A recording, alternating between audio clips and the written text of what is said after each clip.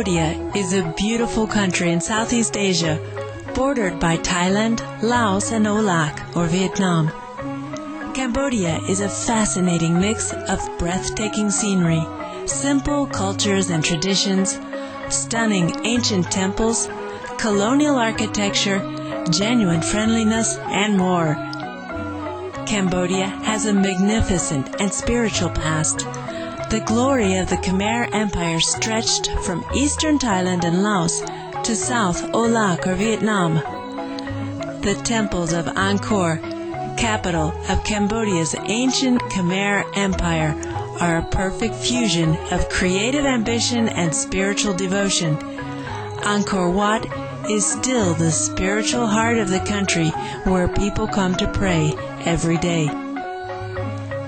Because of the spiritual atmosphere that exists in every Cambodian's heart, the country is blessed by God's grace, especially in its time of need. Over the years since the 1990s, Supreme Master Ching Hai has continuously sent humanitarian aid to Cambodia. Over the years, Supreme Master Ching Hai has kindly accepted many invitations by earnest truth aspirants to visit their land. We now invite you to listen to an enlightening discussion by Supreme Master Ching Hai with our association members entitled The Mark of a Great Saint from May 1996 in Cambodia.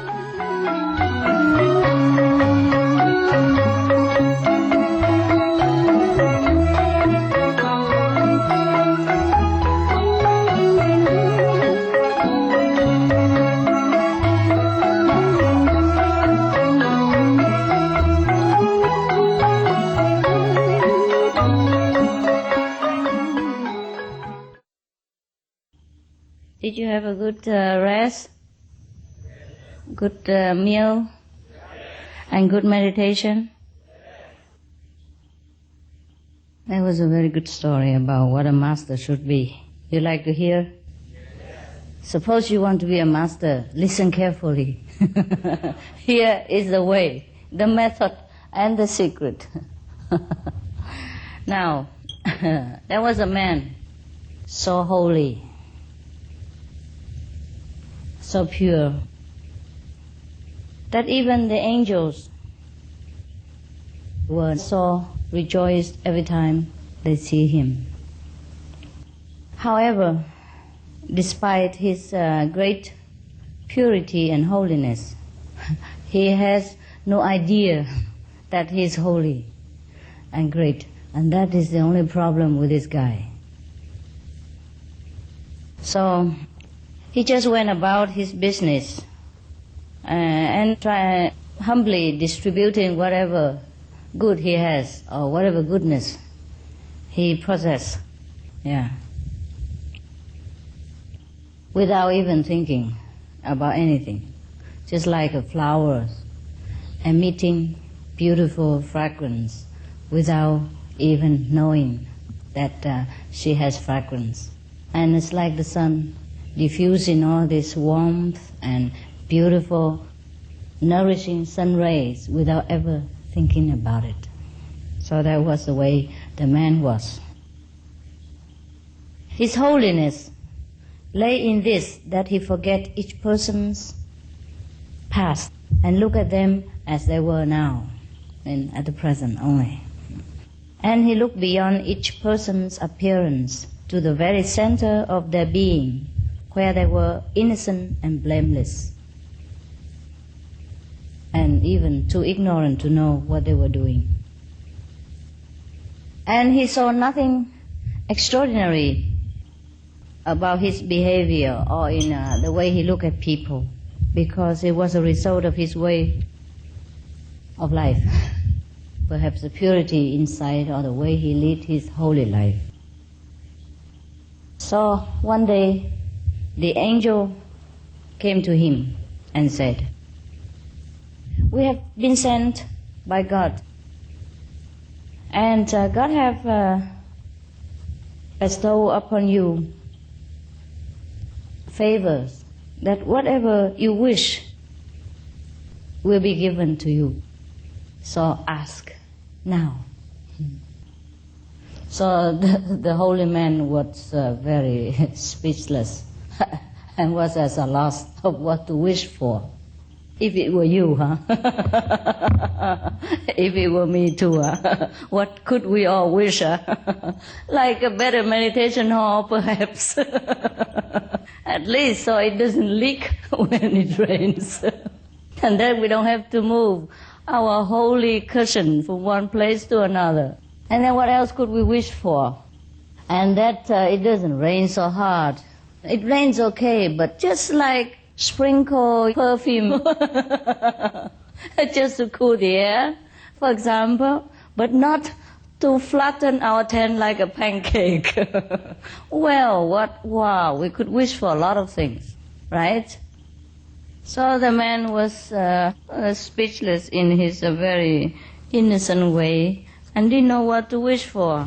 So the angel has to give him a kind of ideas, And they asked him, would you like the gift of healing? For example? The man said, no, I would rather God did the healing himself. Yeah, a clever man. He won't do nothing. Yes, okay, then we change our wish. We would say, no, we rather we go to heaven and don't have to meditate even, Or God come and make the meditation hall for us, himself. So the angel continued to ask him, would you want to bring sinners back to the path of righteousness? No. Oh, it's a funny man. No, he said, it is not for me to touch humans' hearts. That is the work of the angels. Phew. Then what does he do? So the angels continue patiently, with all reverence, ask him, would you like to be such a model of virtue that people will be drawn to imitate you? Nah. Was the man astonished reply. What for? For that would make me the center of the attention. Wow, it's clever. This is the worst thing that you could have, the center of attention. How does this man become so clever? He has not had the attention and he knows already. Yes, I should have known this before. Then what do you wish for? The angel asked. I wish for the grace of God, was his reply. Having the grace of God, I will have all the contentment and all my desires fulfilled. And the angels was thinking that this man, despite his holiness, is so stupid. God doesn't grant favor that often. And God doesn't dispatch an angel to anyone that often in order to grant him boons. And this man, how come he is so holy but so stupid? So they force him. They say, God's will shall be done. Now you must have a wish or one will be forced upon you. I thought God is liberal, but he's a dictator. We always thought that God give us free will and let you do what you want. Is that not true? How come here he's like a dictator? He forces people to want something. That's a problem with him. Okay. Then the old man was kind of forced into this situation. And he has to obey God's will. So he said, all right. Then I shall ask one wish.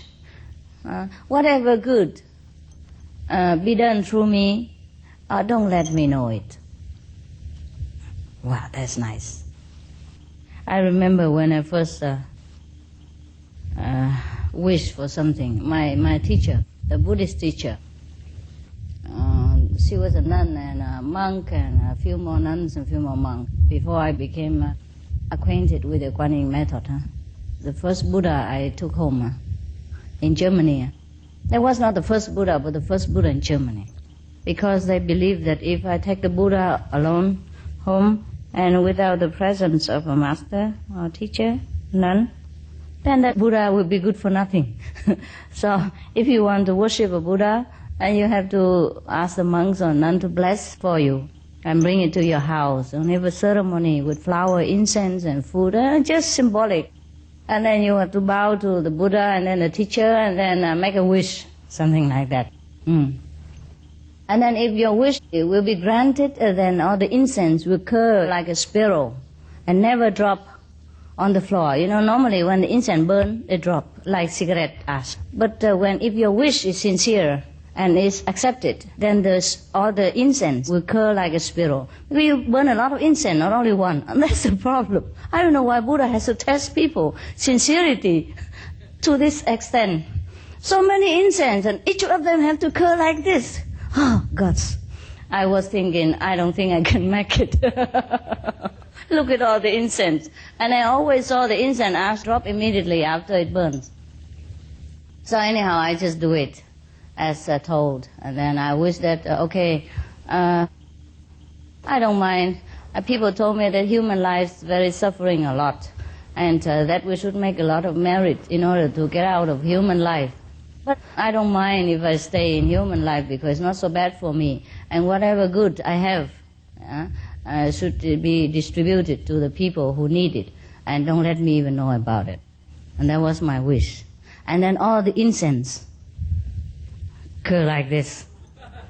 And I was thinking, my teacher, they bought a special incense for me. That was for sure. Special one, already curl in advance. Not the spiral incense, the incense stick very straight. And they have to curl by themselves with the ash, you know. Yes, that's how the Buddha tests the people's devotion. But I was thinking it's the blessing of my teachers. Yes, they were very holy, these people, the Buddhist nun and monk at that time. The whole family has become nuns and monks. I think they have helped me a lot in my time in Germany, teach me a lot of things, and I think they are very holy. And due to their blessings, the incense, they are not go straight or drop, but just curl it.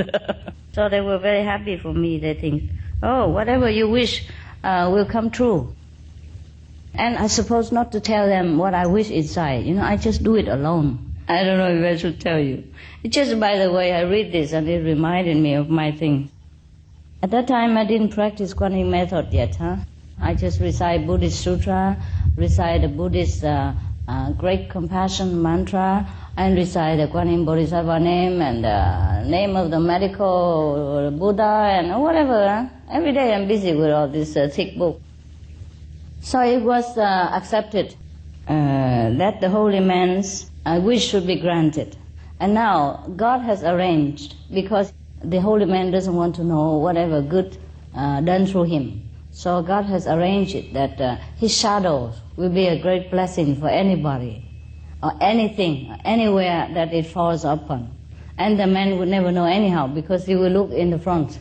So wherever the holy man went, this shadow will fall on the ground, and then it fertilizes the land. And it makes the rains fall where it's needed, and make the sunshine where it's not enough sun, and make the people become healed of all disease, and healed of the affliction of their souls, and make the place prosper. Mountains became green, spring and fountains also spring forth in different places. And many people who has been weighed down with bad karma and bad fortunes began to look more alive and more healthy and more hopeful. And that is the benefit of the shadow of this holy man, according to God's arrangement. And all the while, the man never know anything about it, because he always look in the front and do his thing, busy with his business, and his eyes always look in the front. He doesn't know what's happening behind him through his shadow. This is the true master. Therefore, you never heard of any master who say that he knows anything about what he's doing to you. And don't be surprised. Many disciples always praise the real master for helping him, helping her, doing this, doing that, or heal their sickness, or change their misfortune and bless their house or do anything. But the master never know about it. And don't be surprised. And if the master say he knows, he's not a master. Maybe sometimes the master knows through intuition, yeah, and through blessing of God that he knows once in a while. But it's not always conscious to the master about the good things that he or she does for mankind. Also, in the Buddhism, the Buddha say, the one who say he's a Buddha, he is not a Buddha. That doesn't mean that after Buddhahood, you cannot say that you have attained a Buddhahood. You may say so, but that doesn't mean that you are very, very aware about it. You know what I mean? That you do something about it. Because Buddhahood has no definition. Truly, if we say we attain something, that is not yet. In the Diamond Sutra, the Buddhas emphasized again and again that there is nothing to attain. And there is no Buddhahood to realize. It's not because we couldn't become holy, but everything holy belongs to God, belongs to Buddha nature. And if we have attained our simplicity and purity enough, then that Buddhahood and that God power will reveal itself accordingly, without us having to know about it. How can we use the mind of a human brain to understand the limitless, expansive nature of God, or the Buddha nature? So if we ever professed that we know that we are Buddha, we truly know that, or that we know we are holy, or we know God, or things like that, it's just a way of saying, but it's not truly so. If God can be described and can be known by human brain, then it's not a true God. It's not the true Buddha nature. Buddha nature is within and without us. God is within and without, in heaven and on earth. We are swimming in God, breathing in God, eating in God, have our life in God, have all the essence in God. There's nothing except God around and about us. There's no need to say, I come in touch with God, I look for God. He is everywhere. So whenever we feel that we have attained something, stop and remember this story. And if we ever want to know what is a master like, remember this story.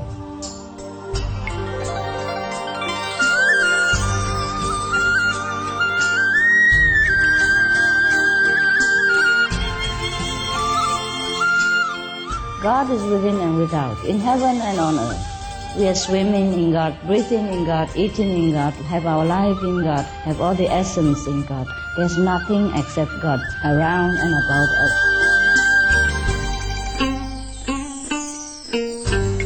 Thank you for joining us on today's episode of Between Master and Disciples. Please tune in on Saturday for Part 2 of The Mark of a Great Saint. Up next on Supreme Master Television is Shining World Hero. May your days be beautiful and joyous.